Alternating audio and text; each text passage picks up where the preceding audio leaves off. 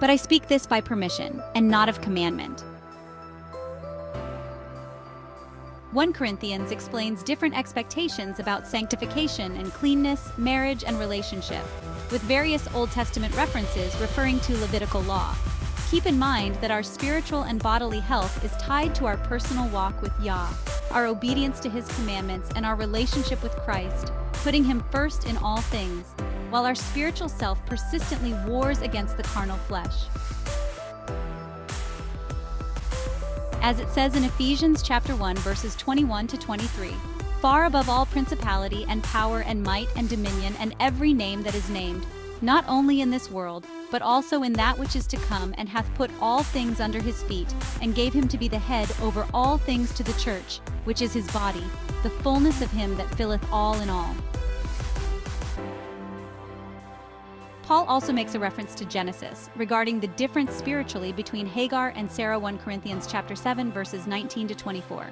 Circumcision is nothing, and uncircumcision is nothing, but the keeping of the commandments of God is everything. Let every man abide in the same calling wherein he was called. Art thou called being a servant? Care not for it, but if thou mayest be made free, use it rather. For he that is called in the Lord, being a servant, is the Lord's freeman.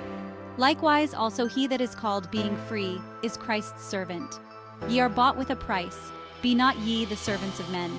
Brethren, let every man, wherein he is called, therein abide with God. The story of Hagar is referenced many times in Scripture as the prime example of what happens when people, in this case Abraham and Sarah, do things in the flesh, in their own power and desires. When they operate in the flesh, they get a flesh consequence. In the case of Hagar, who was coerced to have a child with Abraham, the child through that deed created children of affliction, a nation of many people through Ishmael. Hagar was the servant of Abraham and is the bondwoman. When Abraham and Sarah waited on God, although late in many years, 90 years old, God gave them a child as a gift for Abraham's faith. Sarah is referred to as the free woman, whose child Isaac is the seed of many peoples and the children of the promise. In this case, the promise God made with Israel is for them to be blessed under His covenant. In other words, what happens when people make decisions in the flesh? They put themselves under an earthly law, even sacrificial law, and when they transgress, the penalty is harsh, even death. When Israel operates under God's 10 commandments, which is the covenant, they get blessing and peace, and have no concern for earthly penalties or laws. They are free. In James 2:12, the covenant is also called the law of liberty. Paul also uses this term in Galatians 5:13, stating, For brethren, ye have been called unto liberty. Only use not liberty for an occasion to the flesh, but by love serve one another. So, what happens when we operate in the Spirit and sanctify ourselves God's way? It would appear the Bible calls it the key of David, and we get a spiritual blessing as described both in Isaiah chapter 22, verses 22, 23, and Revelation 3 under Philadelphia.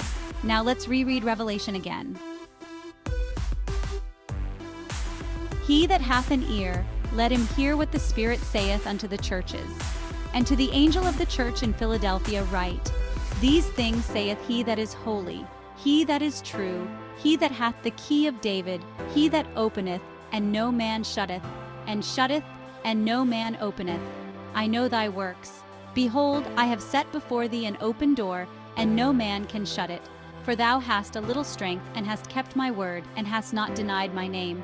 Behold, I will make them of the synagogue of Satan, which say they are Jews, and are not, but do lie. Behold, I will make them to come and worship before thy feet, and to know that I have loved thee. Because thou hast kept the word of my patience, I also will keep thee from the hour of temptation, which shall come upon all the world, to try them that dwell upon the earth. Behold, I come quickly. Hold that fast which thou hast, that no man take thy crown. Him that overcometh will I make a pillar in the temple of my God, and he shall go no more out. And I will write upon him the name of my God, and the name of the city of my God, which is New Jerusalem, which cometh down out of heaven from my God, and I will write upon him my new name. Incline your ear and come unto me, hear, and your soul shall live, and I will make an everlasting covenant with you, even the sure mercies of David. Behold, I have given him for a witness to the people, a leader and commander to the people. Behold, thou shalt call a nation that thou knowest not, and nations that knew not thee shall run unto thee because of the Lord thy God, and for the Holy One of Israel, for he hath glorified thee. Seek ye the Lord while he may be found, call ye upon him while he is near. Another story in the book of Joshua, chapter 6. This one does not mention a key of David or abstaining from wives specifically, but the Lord commands Joshua to march around the city of Jericho once every 6 days, and 7 times on the 7th day, the Sabbath day. Here it is implied that the army is fully sanctified before the Lord, and by their obedience, the walls of Jericho fell in the presence of the Ark of the Covenant. Not only did the door open to that city, but it was left entirely without walls, allowing the army to have victory over their enemy. Therefore, if anyone cleanses himself from what is dishonorable, he will be a vessel for honorable use, set apart as holy, useful to the master of the house, ready for every good work.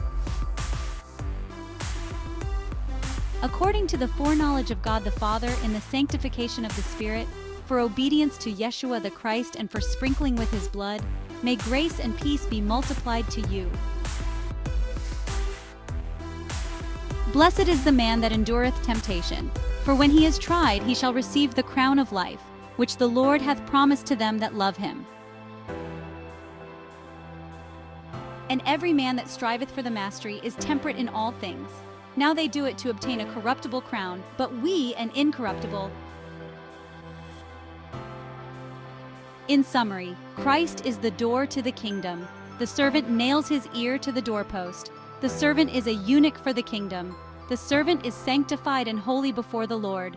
The key of David is given to those who are sanctified. Those who are sanctified have a crown and is a king or queen. The kings and queens are in the book of life and are the pillars of the spiritual temple. For additional commentary and teachings, go to straightasthegate.net video on Key of David. Copy and paste into browser. https://youtube.b/gh60kcdjsuk. Come fellowship with us.